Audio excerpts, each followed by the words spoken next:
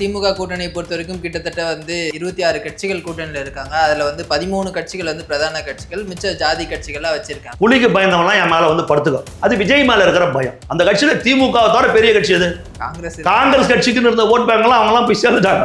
சிறுபான்மை எல்லாம் பெரிய ஆள் சார். சிறுபான்மை வாக்கு பூரா இந்த வாட்டி விஜய்க்கு வரும் சார். இந்த கட்சி தன்னுடைய அடையாளத்தையே, இந்த கட்சிகளுக்கு ஒரு கௌரவம் இருந்தது, இந்த கட்சிகளுக்கு ஒரு இடம் இருந்தது பாருங்க. அந்த அடையாளத்தையும் இவங்க இழந்துட்டாங்க. அதெல்லாம் போச்சு. எனக்கு தெரிஞ்சு இவங்களுக்கெல்லாம் தனித்தனி அலுவலகமே தேவை கிடையாது. அண்ணா அறிவாலயத்திலே ஆளுக்கு ஒரு ரூம் எடுத்துக்கலாம். காங்கிரஸ் கட்சிக்கு ஒரு ரூம், வலது கம்யூனிஸ்ட் கொண்டு, இடது கம்யூனிஸ்ட் கொண்டு, விடுதலை சிறுத்தை கொண்டு லைனா ஒரு கேபின் போட்டா இவங்க ஒட்டுமொத்தமா ஒட்டு திமுகவா இருந்துக்குவாங்க. இவங்க ஒட்டு திமுக தான். ஒருத்தன் அடிக்கிறதுக்கு இத்தனை பேரா? உங்களுக்கு இவ்வளவு பேர் தேவைப்படுதா? இருங்க, புரியுதா? இவருக்கு மக்கள் செல்வாக்கு இருக்குதுங்க. அவங்களுக்கு மக்கள் செல்வாக்குல பயப்படுறான். உங்ககிட்ட 5 பேர் இருக்கிறான், உங்ககிட்ட 2 பேர் இருக்கிறான், உங்ககிட்ட 3 பேர் இருக்கிறான், உங்ககிட்ட 4 பேர் இருக்கிறான், எண்ணி கூட்டணி வச்சு நிக்கிற இவருக்கு மக்கள் செல்வாக்கு இருக்குது. நாங்கெல்லாம் பெரிய கட்சின்னு சொல்றோம். அத்தனை பேர் கேட்கறோம், வாங்கலாம் தனியா நின்று பார்க்கலாம். திமுக தனியா நின்று, அண்ணா திமுக தனியா நின்று, ஒட்டுமொத்த கட்சியை தனியா நின்று, விஜய் தனியா நிற்கிறார். யார் யோகிது என்னன்னு பார்க்கலாம் வாங்க. அந்த ஆகாஷ்ன்ற அந்த பையன், ஆகாஷ் தம்பி பேரு, அந்த தம்பி லாக்அப்லயே அவனை கொண்டுட்டுக்கிறாங்கன்னு சொல்றாங்க. லாக்அப் போலீஸார் அடிச்சதால அவன் செத்துட்டான். என்ன நடவடிக்கை? சஸ்பெண்ட் செஞ்சிருக்கிறீங்க. போதுமா? 2.5 வயசு குழந்தைய சின்னாபண்ணப்படுத்துறான ஒரு திமுக காரன் கிருஷ்ணகிரியில. இப்படி கில்லுனா வலிக்குது தம்பி, எனக்கு வலிக்குது. இப்ப கில்லுனா வலிக்குது, ஆனா என் உயிர் போல, ஆனா வலி எடுக்குது. இந்த வலி என்னால தாங்க முடியல. 2.5 வயசு குழந்தை உயிர் போச்சுன்னா அந்த குழந்தை எப்படி துடிச்சிருக்கும்? இந்த வலி வேதனை. டே, முதல்லலாம் ஒரு 18-20 வயசு பசங்கிட்ட அரசியல் பேசினேன். வேற வேலை இல்லை, போ எவனா வரட்டப்போ, அது எலெக்ஷன் அப்படின்னுவான். விஜய் வந்ததுக்கு அப்புறம் இளைஞர்களும் இளம் பெண்களையும் அவர் அரசியல் படுத்திருக்கிறார். அத்தனை பேரும் அரசியல் விவாதத்தை பார்க்கறாங்க, டிவியில விவாத நிகழ்ச்சியை பார்க்கறாங்க, செய்தியை காது கொடுத்து கேட்கறாங்க. சித்திரைவன் மீடியா நேயர்களுக்கு வணக்கம். இன்னும் நம்முடைய அரசியல் விமர்சகர் ஓ.டி. ஜெயக்குமார் அவர்கள் தான் இணைஞ்சிருக்கேன். வணக்கம் சார். வணக்கம். யூடியூப்ல நம்ம இருக்கோம், நம்ம பேசுறோம் போதே யூடியூப் சேனலுக்கே பல அச்சுறுத்தல் இருக்கு சில நிறுவனங்களால. இப்பதாங்க பேச்சு சுதந்திரம் இல்ல. பேசுவதற்காக, பேச்சு சுதந்திரத்திற்காக எந்த தேசத்துல பாடுபட்டோமோ, பேச்சு சுதந்திரத்துக்காக எந்த தேசத்துல பல இன்னுயிர்களை இன்னமோ கொடுத்தமோ, அந்த தேசத்துல, அந்த தமிழ்நாட்டில் இன்னைக்கு பேச்சு சுதந்திரம் மறுக்கப்படுகிறது என்பது உண்மை. அது மாறும். வர தேர்தல்ல இதெல்லாம் மாறும். புரியுது? நம்ம எல்லா நிலைமையும் சொல்றோம்ல, எவ்வளவு அடுக்கடுக்கா சொல்றோம்ல. இந்த நிலைமைகளுக்கெல்லாம் என்ன இது? ஒரு நாள் இந்த நிலைமைக்கெல்லாம் மாறுதல் உண்டு. அந்த மாறுதலை செய்வதற்கு தேர்தல் உண்டு. இதைத்தான் புரட்சித் தலைவர் எம்ஜிஆர் பாடினார். சரிங்களா? அந்த நிலைமை மாறும். தேர்தலில் மக்கள் சரியான முடிவை எடுப்பாங்க. ஏன்னா இத்தனை பாதிப்புகள், இத்தனை அவமானங்கள், இத்தனை படுகொலைகள் இவ்வளவு நடந்திருக்குதுல. இப்போ இந்த ஆகாஷ்ன்ற அந்த பையன், ஆகாஷ் தம்பி பேரு, அந்த தம்பி லாக்அப்லயே அவனை கொண்டுட்டுக்கிறாங்கன்னு சொல்றாங்க. லாக்அப் போலீஸார் அடிச்சதால அவன் செத்துட்டான். என்ன நடவடிக்கை? சஸ்பெண்ட் செஞ்சிருக்கிறீங்க. போதுமா? சொல்லுங்க. அவங்க அந்த சம்பந்தப்பட்ட போலீஸார்லாம் சிறைக்கு போத்தாவலையா? அந்த பையன் பார்க்கறதுக்கு நல்லா அழகா இருக்கிறாங்க. அவன் மேல ஒரு சண்டை கேஸ் கூட இருக்கட்டும். சண்டை கேஸுக்கு மரண தண்டனையா? செத்துடுவானா? நாட்டில் சாக வேண்டியவெல்லாம் வாழ்ந்துருக்கிறானே, சாக வேண்டியவெல்லாம் வாழ்ந்துருக்கிறானே. 2.5 வயசு குழந்தைய சின்னாபண்ணப்படுத்துறான ஒரு திமுக காரன் கிருஷ்ணகிரியில. இப்படி கில்லுனா வலிக்குது தம்பி, எனக்கு வலிக்குது. இப்ப கில்லுனா வலிக்குது, ஆனா என் உயிர் போல, ஆனா வலி எடுக்குது. இந்த வலி என்னால தாங்க முடியல. 2.5 வயசு குழந்தை உயிர் போச்சுன்னா அந்த குழந்தை எப்படி துடிச்சிருக்கும்? அந்த வலி வேதனை. டே, யோசிக்க மாட்டீங்களா? நம்ம பேச்சு இல்லையா அது? அந்த குழந்தை எவ்வளவு துடிச்சு செத்துருக்கும். அந்த மிருகத்தை ஏன் யாரும் என்கவுண்டர் போடல இந்த நாட்டில்? ஏன் அவன்லாம் தப்பிச்சு ஓட முயற்சியை பண்ண மாட்டானா? அவன்லாம் மறைச்சு வச்சிருக்கிற ஒரு அருவாளியோ ஒரு வெடிகுண்டியோ எடுத்து உங்க மேல போடவே மாட்டானா? தற்காப்புக்காக நீங்க சுடவே மாட்டீங்களா? அவன்லாம் பாத்ரூம்ல வழிக்க விழ மாட்டானா? அவன் மாவு கட்டே போட மாட்டானா? சொல்லுங்க. அவன் போற பாத்ரூம்ல நல்லா ப்ளீச்சிங் பவுடர் போட்டு கழுவி வச்சிருக்கிறீங்க, வழுக்கவே மாட்டேன்றான். படிக்க வந்த பொண்ணை சின்னாபண்ணப்படுத்தலாம் அண்ணா யூனிவர்சிட்டியில. இந்த ஞானசேகரன் ஒரு புறம்போக்கு நாய், அவன்லாம் பாத்ரூம்ல வழிக்க விட மாட்டேன்றான், மாவு கட்டு போட மாட்டேன்றான். சொல்லுங்க. அவன் திமுக காரன். 2.5 வயசு குழந்தை கட்டுவன் திமுக காரன். இதெல்லாம் கேவலமா இல்லையா பேசுறதுக்கு? இதெல்லாம் கண்டிக்க தேவையில்லை நாட்டில். இதெல்லாம் பேச தேவையில்லையா? அந்த பையன், அந்த ஆகாஷ் பையனை எடுத்துன்னு போய் 2 பேர் சம்மந்தப்பட்டுக்கிறான் அந்த கேஸ்லன்றாங்க. ஒருத்தனை மட்டும் தனியா விட்டுட்டு இவனை மட்டும் இட்டுக்குன்னு போய் ஈர கோணியை போட்டு சுத்தி அவன் காலை ஒடிச்சு, கல்லுக்கு நடுவில் வச்சு அவன் காலை ஒடிச்சு 2 துண்டா எலும்பை ஒடிச்சு கலர் ட்ரெஸ்ல கண்ணை கட்டி எங்கெங்க இருக்கிறோம் நம்ம? திருமாவளவன் சொல்றார், அண்ணன் திருமாவளவன். இந்த தம்பி ஆகாஷ்ன்றவன் இந்த பகுதியில் கள்ள சாராயம் விற்பனை ரொம்ப அதிகமா இருக்குது, போதைப் பொருள் விற்பனை ரொம்ப அதிகமா இருக்குது. அதை இந்த தம்பி கண்டிச்சாரு. அதை விற்காம இவர் தொல்லை கொடுத்தாரு. அதுக்காக அந்த கள்ளச்சாராய வியாபாரி போலீஸ் கிட்ட சொல்லி இந்த வேலையை பண்ணிட்டான். கூட்டணியில் இருக்க திரும்பவே சொல்றாரு. சரியா, இந்த வேலையை பண்ணிட்டான். இந்த பையன் இட்டுக்குன்னு போய் சிவகங்கை அரசு மருத்துவமனையில் அட்மிட் பண்றாங்க. அங்க முறையான சிகிச்சை இல்லை. மேல் சிகிச்சைக்காக மதுரை மருத்துவமனைக்கு எடுத்துட்டு போறாங்க. அங்கேயும் சரியான சிகிச்சை இல்லை. பையன் செத்துட்டான். சரி, அண்ணன் திருமாவளவன் சொல்றார் சிவகங்கையில முறையான சிகிச்சை இல்லை, மதுரை அரசு மருத்துவமனை சரியான சிகிச்சை இல்லைன்னா மக்கள் நல்வாழ்வுத்துறை அமைச்சர் யாரு? அவர் ஃப்ரெண்டு தான் சார், மா சுப்பிரமணியம் தானே.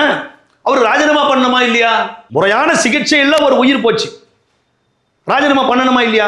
28 இடத்துல அந்த பையனுக்கு அடி உடம்புல. நீதிமன்றம் அந்த பையன் மேஸ்ட்ரோ கிட்ட மாஜிஸ்ட்ரேட்டு கிட்ட கொடுத்துருக்கான். முறையான சிகிச்சை இல்லைன்னா யார் அதுக்கு பதில் சொல்லணும்? மசூல் தானே சொல்லணும்.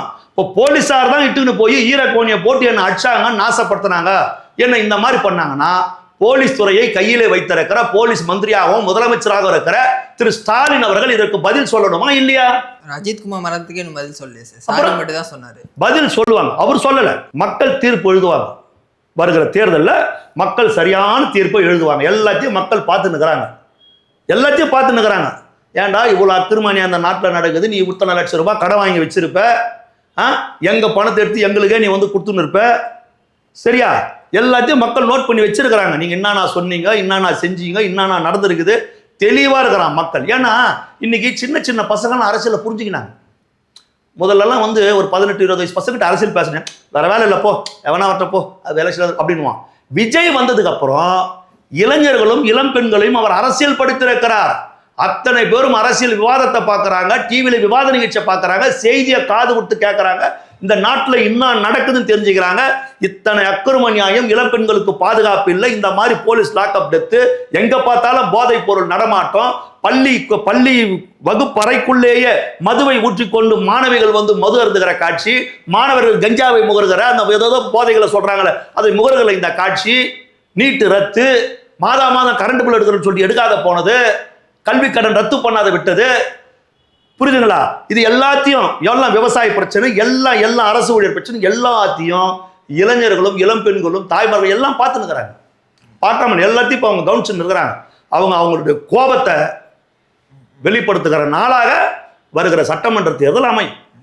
நிச்சயமா திமுக தோல்வியை சந்திக்கும். ஆனா அவங்க வந்து திமுக கூட்டணியை பொறுத்த வரைக்கும் கிட்டத்தட்ட வந்து 26 கட்சிகள் கூட்டணியில் இருக்காங்க. அதுல வந்து 13 கட்சிகள் வந்து பிரதான கட்சிகள், மிச்ச ஜாதி கட்சிகள்லாம் வச்சிருக்காங்க. இது வரைக்கும் தமிழக வரலாற்றில் இல்லாத அளவுக்கு வந்து ஒரு மெகா கூட்டணி ஃபார்ம் பண்ணியிருக்காங்க. அதாவது புலிக்கு பயந்தவங்களாம் என் மேல வந்து படுத்துக்கும், அது விஜய் மேல இருக்கிற பயம். இல்லைன்னா காங்கிரஸ் கட்சிக்கிட்ட இந்த அளவு இவர் வந்து இறங்கி போய் இவர் 25 சீட்டை 28 கொடுத்துருக்க மாட்டார், ஒரு மேல் சபையும் கொடுத்துருக்க மாட்டார். இதெல்லாம் நடக்காது. புலிக்கு பயந்தவங்களாம் என் மேலே வந்து படுத்துக்கோ அப்படின்னு சொல்லிட்டு இவ்வளோ பேரை கூட நிற்க வச்சுருக்கிறார். அவரும் எடப்பாடி வச்சுருக்கிறார். இவர் தனியாக தான் இருக்கிறார். புரியுதுங்களா? கௌரவர்கள் 100 பேர், பாண்டவர்கள் 5 பேர். வெற்றி பெற்றது பாண்டவர்கள் தான், கௌரவர்கள் கிடையாது. சரியா தம்பி? எத்தனை எண்ணிக்கையில் இருக்கிறோன்றது முக்கியம் கிடையாது, எவ்வளோ பலமாக நம்ம இருக்கிறோன்றது தான் முக்கியம். சும்மா நீ ஒன்று அல்லது வெத்து டப்பா ஒன்றுத்துக்கு 10 நிமிஷம் புரோஜனம் அல்லது ஓட்டே கிடையாது, லெட்டர் பேடு கட்சியெல்லாம் கூட வச்சுக்கணும், 1 2 3 4 5 6 எண்ணிட்டா நீ பெரியாளா சொல்லு? இவங்களுக்கெல்லாம் பெரிய பெரிய வாக்கு சதவீதத்துக்கு தான் எல்லாருக்கும். அந்த கட்சியில திமுக தவிர பெரிய கட்சி அது காங்கிரஸ் கட்சிக்குன்னு இருந்த ஓட் பேங்க்லாம் அவங்கலாம் போய் சேர்ந்துட்டாங்க. எல்லாம் பெரிய ஆள் சார். சிறுபான்மை வாக்கு பூரா இந்த வாட்டி விஜய்க்கு வரேன் சார். காங்கிரஸ் கட்சி ஓட் பேங்க் இருந்தது உண்மைதான். காங்கிரஸ் கட்சி கழுதை தேஞ்சி கட்டெரும்பாயி தேஞ்சி சிட்டெரும்பாயி கடைசியில் அது ஒண்ணுமே ஒரு புள்ளியாகி போச்சு. அதே காங்கிரஸ்க்காக தானே தாவேக்கா வெயிட் பண்ணிட்டு இருந்துச்சு. தாவேக்கா வெயிட் பண்ணாங்க, காங்கிரஸ் கட்சி தான் சொல்லி. தாவேக்கா தரப்புல இருந்து ஒருத்தர் சொன்னாங்களா காங்கிரஸ் கட்சிக்காக நாங்க கூட்டணிக்கு முயற்சி செய்கிறோம், பேசிக் கொண்டிருக்கிறோம்னு ஒருத்தர் சொன்னாலும் சொல்லுங்க. கிறிஸ்டோடங்கர் சொன்னாரு. இப்ப சொல்றீங்க பாரு, இந்தியா கூட்டணிக்கு போறாங்களான்னு. இதே மாதிரி அது ஒரு பேச்சு. புரியுதுங்களா? பிரவீன் சக்கரவர்த்தி வந்தாரு, இவரை பார்த்தாரு, போனாரு. வரவங்களடி வானான்னு சொல்ல முடியாது, வா பேசு போ. இவர் ஏதாவது ஒப்புதல் கொடுத்தாரா? கிடையாது. பேச்சுவார்த்தை நடந்திருக்கு, அதெல்லாம் நடக்கல. இது மாதிரி தான் இந்த இப்ப என்டிஏ கூட்டணி மாதிரி. அது இப்ப என்டிஏன்னு சொல்றீங்கல்ல, இப்ப ஏதோ மாவட்ட செயலை கொடுத்து நடந்துறாங்க, அந்த மாதிரி. அது அதிகாரப்பூர்வமா எதுவுமே கிடையாது. புரியுதா? காங்கிரஸ் கட்சியை திமுக கையில வச்சுக்கிறதுக்கு காரணங்க இந்த சிறுபான்மை மக்களுக்காக தான் அவங்களை கையில வச்சுருக்கிறாங்க. ஒரு முகம் வேணும். ஸ்டாலினுடைய முகம் எடுபடாது. அப்போ ராகுல் காந்தியுடைய முகம் ஏதாச்சும் ஒன்று காட்டி இந்த மக்கள் மையத்தில் அவங்க ஓரளவுக்கு நல்ல மனிதர்கள் தானே, அவங்க பின்னாடி ஒளிஞ்சிக்கணும். இவங்களுக்கு ஒரு முகமுடி தேவைப்படுது. சரி, அவங்களுக்கு எப்பவுமே அவங்களுக்குன்னு ஒரு மரியாதை இருக்குது. இந்த நாட்டில் நேரு குடும்பத்துக்குன்னு ஒரு மரியாதை இருக்குது. அப்போ ராஜீவ் காந்தி, சோனியா காந்தி அவங்களுடைய முகம், அவங்களுக்கு பின்னாடி அந்த மாஸ்கை போட்டுக்கின்னு இவங்க தேர்தலை சந்திப்பாங்க. அது ஒரு உத்தி. சரிங்களா? இப்போ கம்யூனிஸ்ட் எல்லாம் அதிருப்தியில் இருக்கிறார். இப்போ ஒரு மார்க்சிஸ்ட் கம்யூனிஸ்ட் சண்முகம் பேசிட்டார். போன முறை கொடுத்தத முறை நாங்கள் அதிகமாக கேட்குறோம், போன முறை கொடுத்தத முறை கம்மியாக கொடுக்குறோன்றாங்க. காங்கிரஸ் அவ்வளோ கொடுக்குறீங்க, எனக்கு கொடுக்க மாட்டேன். அதையே சொல்லிட்டார். காங்கிரஸ் கொடுக்குறீங்களே, எங்களுக்கு கொடுக்கலன்னு சொல்லிட்டார். இது காங்கிரஸ் தான் பதில் சொல்லணும். இதுக்கு காங்கிரஸ் தான் பதில் சொல்லணும். அவர் சீண்டிட்டார். அவர் காங்கிரஸ் கொடுக்குறீங்களே, எங்களுக்கு கொடுக்கலையே, அவன்லாம் ஒரு ஆளான்ற அளவுக்கு கேட்டார்.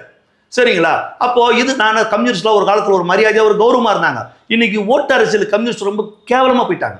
எந்த பிரச்சனைக்காகவும் போராடுறது கிடையாது. இப்போ நான் சொன்ன இத்தனை பிரச்சனைகளை சொல்றேன். இதுக்கு முன்ன கம்யூனிஸ்டா தான் அந்த இடத்துல முதல்ல அவங்க தான் நிற்பாங்க. இப்போ அவங்க நிற்கிறது கிடையாது. ஏன்னா அவங்க இப்போ இந்த முன்ன இருந்த கம்யூனிஸ்ட் கிடையாது. இப்போ அவங்க நல்ல ஏசி வாழ்க்கை, ஏசி காரு, சொகுசான வாழ்க்கை, இப்படி போயிடுச்சு கம்யூனிஸ்ட். புரியுதுங்களா? அவங்களுக்கு மக்கள் ஓட்டு போடுறான் போடல அதை பத்தி கவலைப்பட மாட்டாங்க. மக்கள் பிரச்சனைக்காக களத்தில் இறங்கி குரல் கொடுப்பாங்க. ஒரிஜினல் கம்யூனிஸ்ட் அப்பெல்லாம் அப்படிதான் இருப்பாங்க. மத்திய மாநில அரசுகளே அப்படின்னு அவங்க தொடர்ச்சியா குரல் கொடுப்பான். மாதர் சங்கம் விடாது. இப்ப மாதர் சங்கம் மௌனமா இருக்குது. திரிஷா மேட்ருக்கு மட்டும் தான் வெளில வரும் அப்ப நீங்களே சொல்றீங்க. புரியுதுங்களா? திரிஷா மேட்ருக்கு மட்டும்தான், சங்கீதா மேட்ருக்கு மட்டும்தான் விஜய் நேரம் கண்டிச்சிருக்கு தேவையான இவ்வளவு. அது அவங்க ஹைட்டு பெரிய, அவங்க ஹை லெவல் ஆயிட்டாங்க. மாதர் சங்கம்லாம் வந்து பெரிய ஹைடெக் மாதிரி ஹை லெவல் ஆயிட்டாங்க. அவங்க வந்து அந்த தூத்துக்குடியில் ஒரு 17 வயசு பொண்ணை கெடுத்துட்டாங்க. கிருஷ்ணகிரியில் 2.5 வயசு குழந்தை. இது இந்த மதுராந்தகத்தில் ஒரு 14 வயசு பொண்ணு. இதுக்கெல்லாம் நேரம் கிடையாது. மாதர் சங்கத்துக்கு இதுக்கெல்லாம் நேரம் கிடையாது. அவங்க பெரிய பெரிய அரசியலுக்கு போயிட்டாங்க. இப்போ எப்படி இருக்கு பாருங்க. திமுகவோட போய் இவங்கெல்லாம் ஒரு வழி ஆயிட்டாங்க. அந்த கட்சி தன்னுடைய அடையாளத்தையே, இந்த கட்சிகளுக்கு ஒரு கௌரவம் இருந்தது, இந்த கட்சிகளுக்கு ஒரு இடம் இருந்தது பாருங்க, அந்த அடையாளத்தையே இவங்க இழந்துட்டாங்க. அதெல்லாம் போச்சு. எனக்கு தெரிஞ்சு இவங்களுக்கெல்லாம் தனித்தனி அலுவலகமே தேவை கிடையாது. அண்ணா அறிவாலயத்திலே ஆளுக்கு ஒரு ரூம் எடுத்துக்கலாம். காங்கிரஸ் கட்சிக்கு ஒரு ரூம், வலது கம்யூனிஸ்ட் கொண்டு, இடது கம்யூனிஸ்ட் கொண்டு, விடுதலை சிறுத்தை கொண்டு, லைனா ஒரு கேபின் போட்டா இவங்க ஒட்டுமொத்தமா ஒட்டு திமுகவா இருந்துக்குவாங்க. இவங்க ஒட்டு திமுக தான். இவங்க எங்க சுயமரியாதை என்ன இருக்குது? நான் கேட்கிறேன், இத்தனை கட்சிகள் தமிழ்நாட்டில் ஒரு பிரச்சனையும் இல்லையா? மதவாதம் வந்துடும். சும்மா யாருக்கிட்ட கதை விட்டுனுக்கிறீங்க? அந்த மதவாதத்தை வந்து தமிழ்நாடு சந்து பொந்தெல்லாம் அறிமுகப்படுத்தினவனே திமுக தான். சொல்லு. கலைஞரின் ஆதரவு பெற்ற சின்னம் தாமரை, ஆசி பெற்ற சின்னம் தாமரை சொன்னவன் திமுக காரன் தான். அந்த மதவாதத்தை வந்து RSS தப்பாக பாக்குறீங்க. RSS திராவிட கழகம் மாதிரி ஒரு சமூக அமைப்பு, அது மக்கள் கிட்ட ஒரு தவறான புரிதல் இருக்குது. அதை திமுக தொண்டர்கள்லாம் வந்து மக்கள் வீடு வீடா போய் RSS பத்தி எடுத்து சொல்லுங்க, அது ஒரு நல்ல இயக்கம் அப்படின்னு முரசொலியில எழுதின ஒரு கருணாநிதி தான். குஜராத் கலத்தை ஆதரிச்சு ஆமா பேசின ஒரு கருணாநிதி தான். நீங்களே இவ்வளோ அக்கறை பாருங்க. புரியுதுங்களா? அப்புறம் வந்து பிஜேபி வந்துடும். யாரை ஏமாத்துறீங்க? பிஜேபி வந்துருன்னு பிஜேபியோட விஜயா கூட்டு வச்சாரு. திமுக கூட்டு வச்சிருக்குது, திருமாவளவன் கூட்டு வச்சிருக்கிறாரு, அதிமுக கூட்டு வச்சிருக்குது, நாம் தமிழர் சீமான் ஆதரிச்சு பேசியிருக்கிறாரு. புரியுதுங்களா? எந்த ரூபத்திலும் பிஜேபியோடு தமிழக வெற்றி கழகம் கூட்டணி வைக்கவில்லை, வைக்காது. சார் 2016 இதே மாதிரியான ஒரு சினாரியோ இருந்துச்சு. அப்போ வந்து ஜெயலலிதா அவர்கள் தனியாக நின்று இருந்தாங்க. ஒரு பக்கம் டிஎம்கே கூட்டணி, இன்னொரு பக்கம் மக்கள் நல கூட்டணி இருந்தது. But at the end of the day வந்து அவங்க ஜெயிச்சாங்க. அவங்க ஒரு வீட்டில் சொல்லியிருப்பாங்க, எனக்கு எதிராக 10 கட்சிகள் வந்து இருந்துச்சு, பட் நான் வந்து ஆண்டவனையும் மக்களையும் நம்பி கூட்டணி வச்சேன், மக்கள் எனக்கு வந்து வாய்ப்பு கொடுத்தாங்க. இப்போ அதே ஒரு நிலைமை தான் திரு விஜய் அவர்கள். அதே நிலைமை தான். மக்களையும் ஆண்டவனையும் நம்பி கூட்டணி வச்சு அம்மா சொன்னாங்கல்ல, அதே தான்.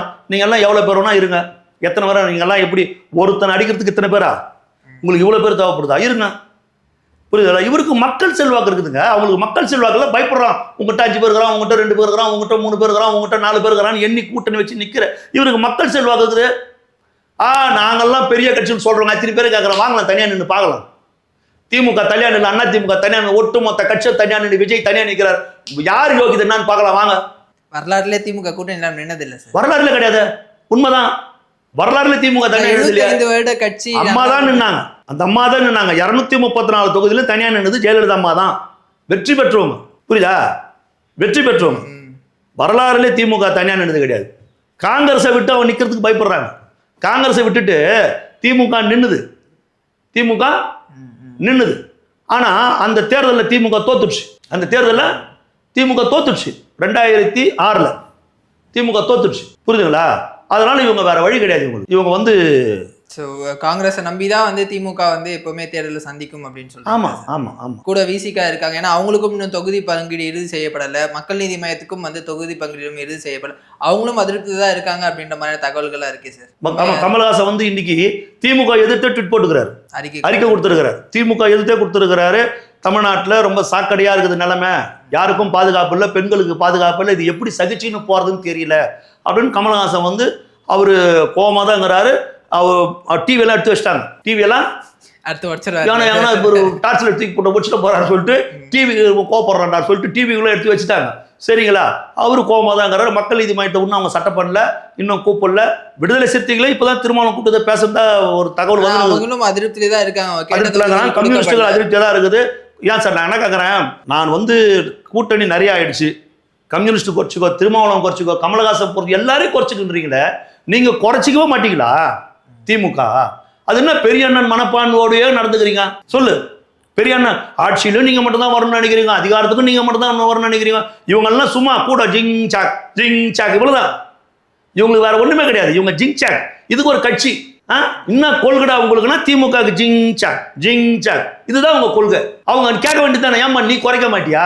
நீ போன முறை நின்று அதே சீட்டு தான் நிக்கணுமா? ஏன் நீ கம்மி பண்ணு, நீ கம்மி பண்ணிடுவா. நான் பெரிய அப்போ உன் கூடவே இருக்கோம், நாங்கெல்லாம் ஆள் அட்ரஸே இல்லாத ஆள் நினைக்கிறேன். நீ எங்களை ஒரு கட்சியாகவே மதிக்கல, புரிஞ்சுங்களா? அவன் ஒன்றும் சார் கம்யூனிஸ்ட்ல இருந்த காலத்தில் பணத்தை பார்த்தாங்க. ஒரு கம்யூனிஸ்டுக்கு 25 கோடியும் ஒரு கம்யூனிஸ்டுக்கு 20 கோடியும் போன தேர்தலில் கொடுத்ததா ஸ்டாலினே சொன்னார். அவன் பூரா சபையில் நின்று உண்டி தட்டின்னு இருந்தான். ₹1 50 காசுன்னு போட்டுருந்தாங்க. அவங்ககிட்ட நீ மொத்தமாக பொட்டியில் பணம் கொடுத்தா அவன் என்ன பண்ணுவான் பாவம் சொல்லுங்க. ஒருத்தரி ஒண்டியை கீழே போட்டான். ஐயோ இது நடா நாங்கள் ₹1 ₹2 எண்ணின்னு உட்காந்துக்கிறோம், இவ்வளோ பெரிய அமௌண்ட் மொத்தமாக கொடுக்குறான் போது அதை விஜய் சொல்றார் கல்லாப்பேட்டி கூட்டணின்னார்.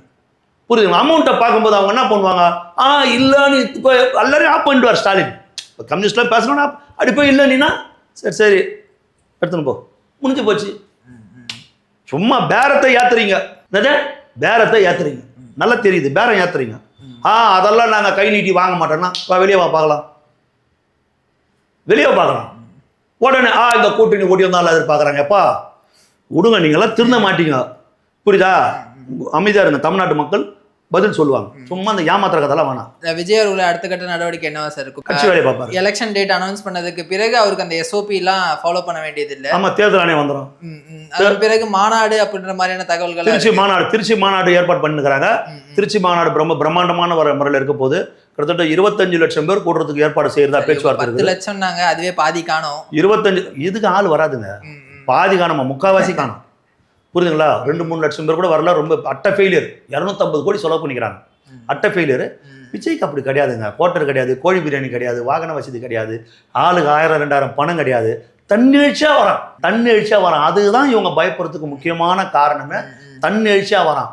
நடிகர்லாம் வந்து அவனை வர்றதில்லை இப்பெல்லாம். அதெல்லாம் ஒரு காலம் நடிகருக்கு வந்த கூட்டம்லாம். அவன் மக்கள் வந்து விஜயை நடிகராக பார்க்கல, தன் வீட்டில் ஒருவனாக பார்க்குறான், தன் தலைவனாக பார்க்குறான், தன் நேசிக்கிற தலைவன் வரான். அவரை பார்க்கறதுக்காக மக்கள் கூடுறான். பல கிலோமீட்டர் 2 வீலரில் வரான், பொண்டாட்டி கொள்ளிட்டு வா போய் பார்த்துட்டு வரணும்.